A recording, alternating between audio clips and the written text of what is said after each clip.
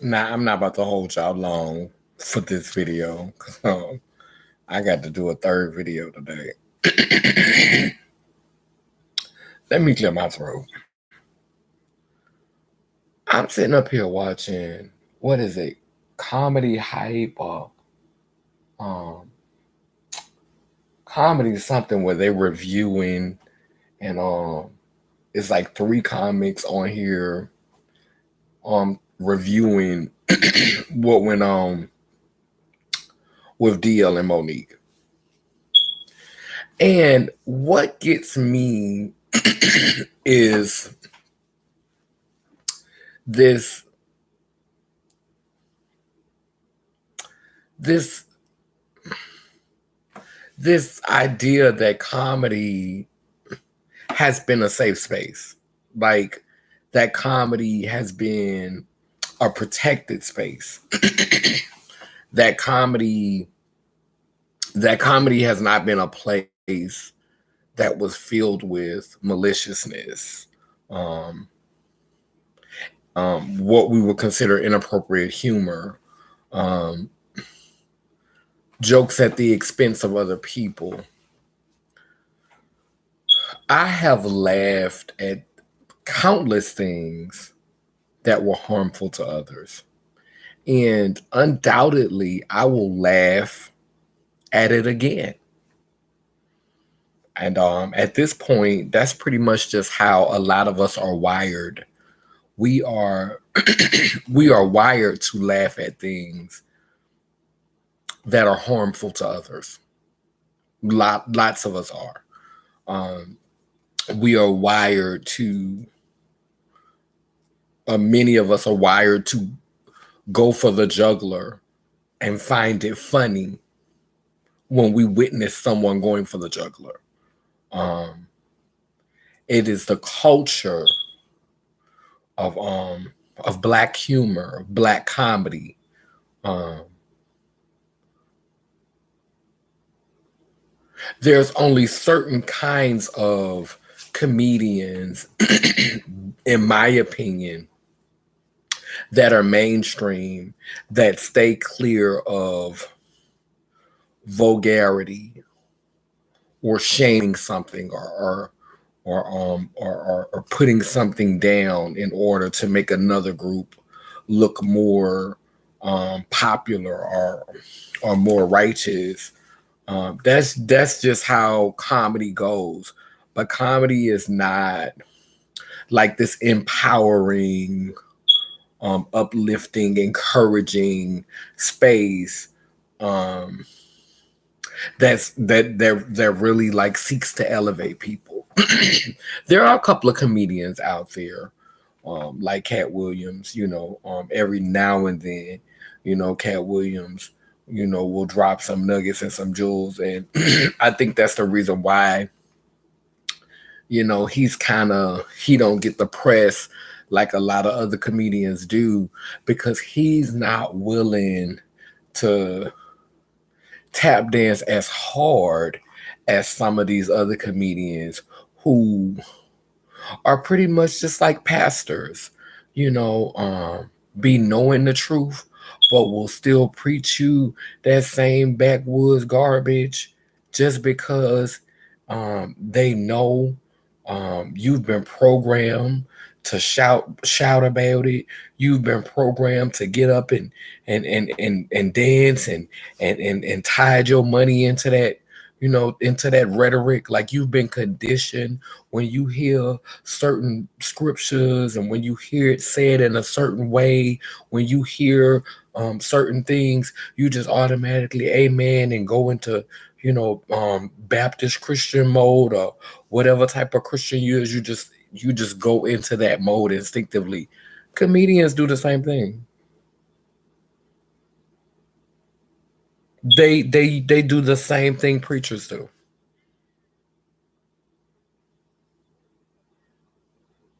It's the same script but a different cast. Comedians do the same thing a lot of these preachers do. Tell these same old jokes and they count on your ignorance. They count on the fact that you're not growing. They count on the fact that you're still mentally, intellectually, and emotionally the same place you were 10 years ago. And your children and your grandchildren are still in that same place.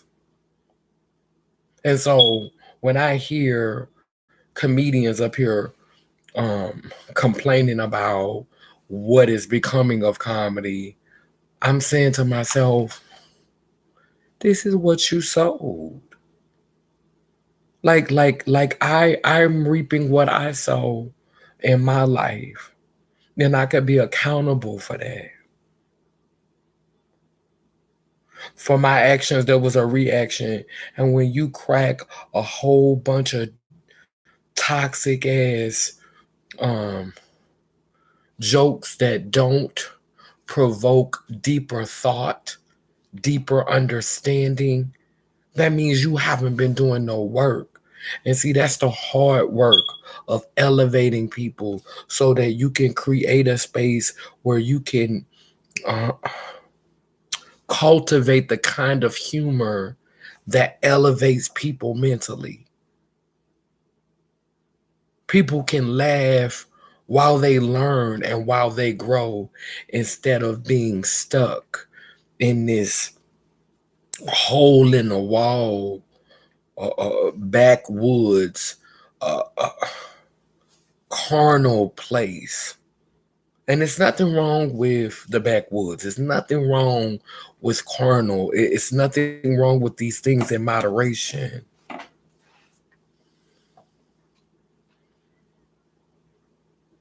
But it's when it's all the time. So it I'm just sitting here listening to these comedians sitting up here acting like they so shocked at what has become, and how they worried, and how it's not a safe place for comedians no more. People coming on the stage hitting us. Oh, it's not a safe place. The comedians fighting with each other. They getting into it with each other.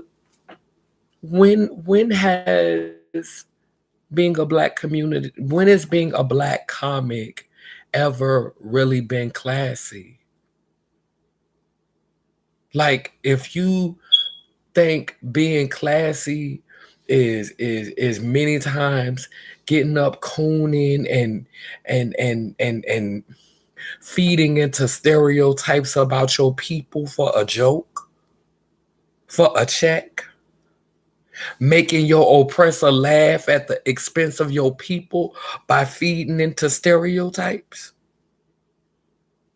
because that's the strategy for a lot of y'all.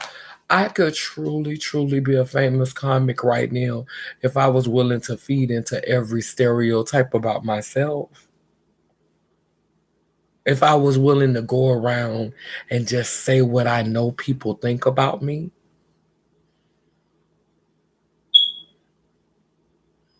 The very basic shit. If I was willing to do that, I could be famous. This is no tea, no shade, but how do you think Flame Monroe got to where she got to? Flame just say what everybody thinking about her. You embrace that shit and celebrate that shit. And it ain't nothing wrong with it. That's good. T.S. Madison do that too. Take what people say about her, make jokes about it, like embrace the shit and use it. Like as a trans person, they always gonna throw up in your face that you got a dick. So she nicknamed herself the big dick bitch.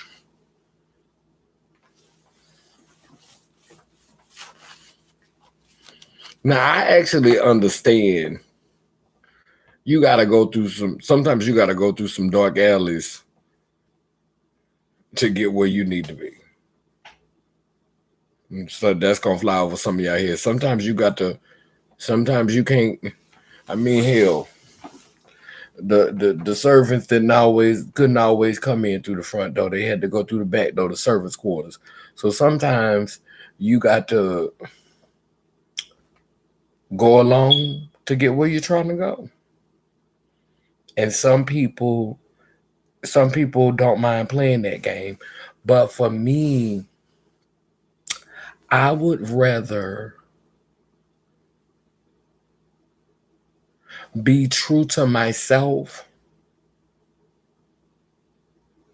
and be middle class, or be true to myself and be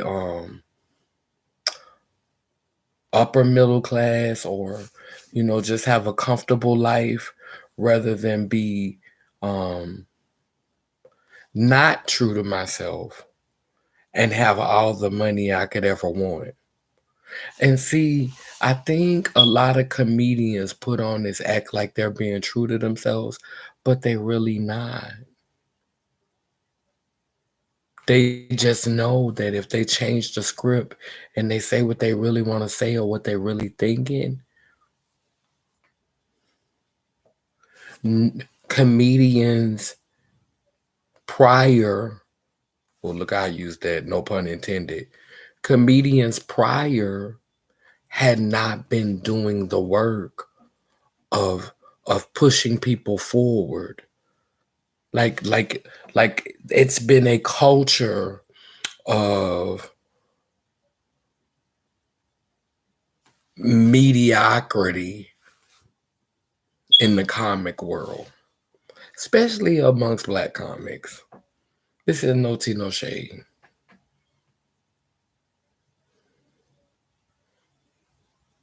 Like, I think Dave Chappelle is one of the best, and Dave Chappelle can be pretty mediocre, but his mediocrity um is laced with a few brilliant moments.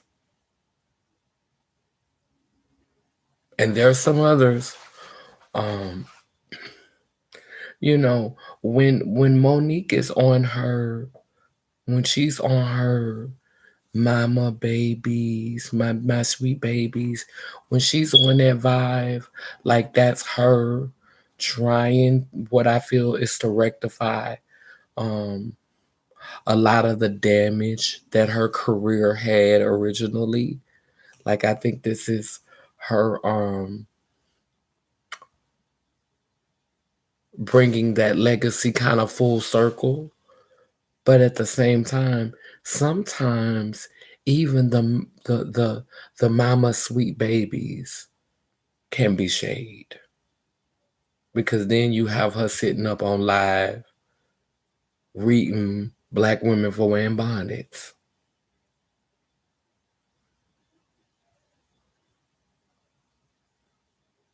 I'm gonna need you to spend a little bit more time reading yourself, sister, cause you you call everybody else out. I'm gonna need you to call yourself out about something besides your weight.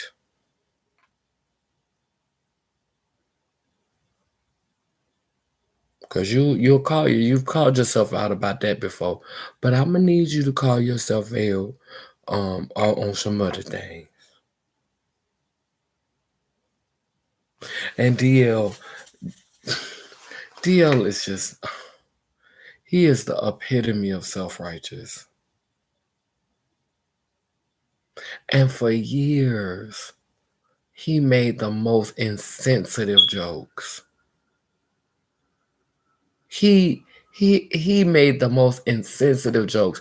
I remember when he first came out, he used to talk about, getting his GED, and how he didn't finish school and all of that. And we actually saw some promise in him, because he was somebody from the streets, and we didn't really know no better back then. And we thought street children was really wrong because of the way that the oppressor had painted the picture of them.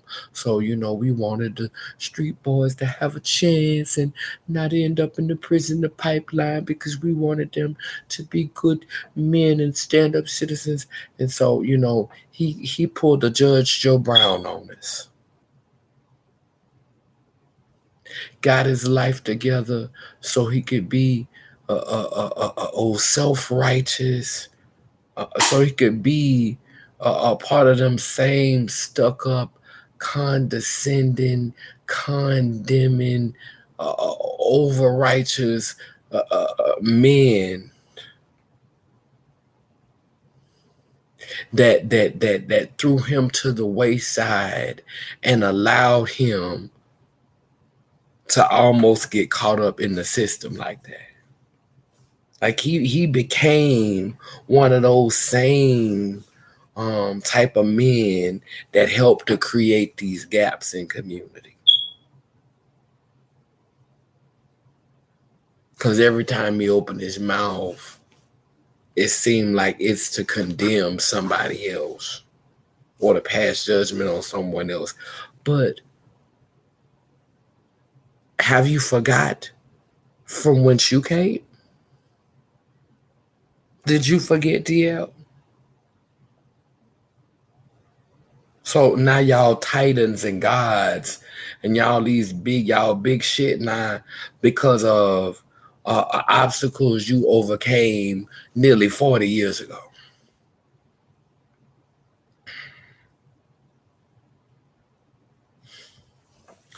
I'm not, I love Monique, and I don't hate DL. Like, I don't dislike him. I'm just not a fan. And at this point, I just really don't know how I feel about Monique. I think that um, I get I get her anger, you know. I get why she's where she is. I get why she feels like she feels. But I mean, just at this point, girl, girl, are you doing some of this just to stay relevant? Just to have people keep talking about you? Is your publicist saying, hey, pick some beef, create some beef, let it be beef, you know? And people were saying that it wasn't funny. People don't come to hear you make fun of people, but I think people found it amusing. I think a lot of people be here for the drama. But I just wanted to make this video, just so I could say, like, I'm sick of this narrative of trying to make these comedians out like this is such a sacred art form, and like they've all always had so much reverence for each other, and this ain't and comedy not as cutthroat as the ballroom scene and cutthroat as the pageantry system. Like, comedy just as cutthroat as all that other shit. Comedy just as slick side as motherfucking pimps and preachers. It's all the same shit, same script, different cast. Stop trying to make that shit like it's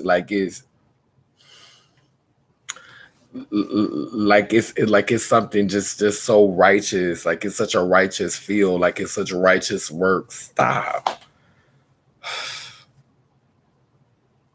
And I hate to sound negative, like I'm condemning, because again, and I'm gonna close with this, I've laughed at a lot of the shit, and I'm probably gonna continue to laugh. I may laugh again at something that I probably shouldn't laugh at. I'm still unlearning and working on me. One of the things that I wanted to do before I leave this earth is stand-up comedy. And the reason why it's taking me so long to go into it is because comedy has become so polluted. The intellectual humor is rare, and it's not really celebrated, you know, um, to me, amongst Black people. And the thing, when we start talking about brilliant content among comedians, I have to question, you know, why did you think that was brilliant? Like, he's a brilliant comedian. Like, why? So, I just been, I, I want to be able to deliver humor in a way that is more so reflective of me and my journey, and me opening up and sharing what's going on with me. And hopefully people will find some humor in that. And it will be me talking about myself in a way that's not demeaning, but a way that's truly, introspective, reflective, and transparent. It doesn't have to leave me feeling like shit, but at the same time, people can see themselves in my truth, and we could laugh about it. Amen, a woman. So, that's where I would like to see comedy go. So I'm not just gonna sit on here and drag for, people without having a solution. I hate when people talk about something and they don't have no solution. So there was a solution, you know. Um, that's the kind of comedy I'm waiting to hear. And I think when we start to get comedy like that, where the comedy turns from roasting other people, the comedy turns from criticizing other people, to being able to authentically, and I know this has been done before. I know people do it, but they need to do it more often. More comics need to get to the space to where they can be truly vulnerable and talk about themselves, and even talk about those things that they don't share that they do. And stop being afraid that the material, people are not ready for the material, because that line of thinking is what is holding us hostage, is what is causing us to thwart evolution on every hand. Stop thinking in your mind people are not ready for the material. You aren't ready to deliver the material, because when you are ready to do it, your confidence is going to be so amazing. You're going to be so there that you're going to bring them with you. They're going to go with you. You're going to sell it because you are there. You've been doing the work on yourself. So if you think the people aren't ready for the material, the truth is you're not ready to deliver the material because you haven't been working on yourself. That's all I got for this video. Down but down that I say cool, it keeps spinning and turning. In Gani Iyanko Kolukulo, which means I am a child of God goddess. And if I am, you know you are.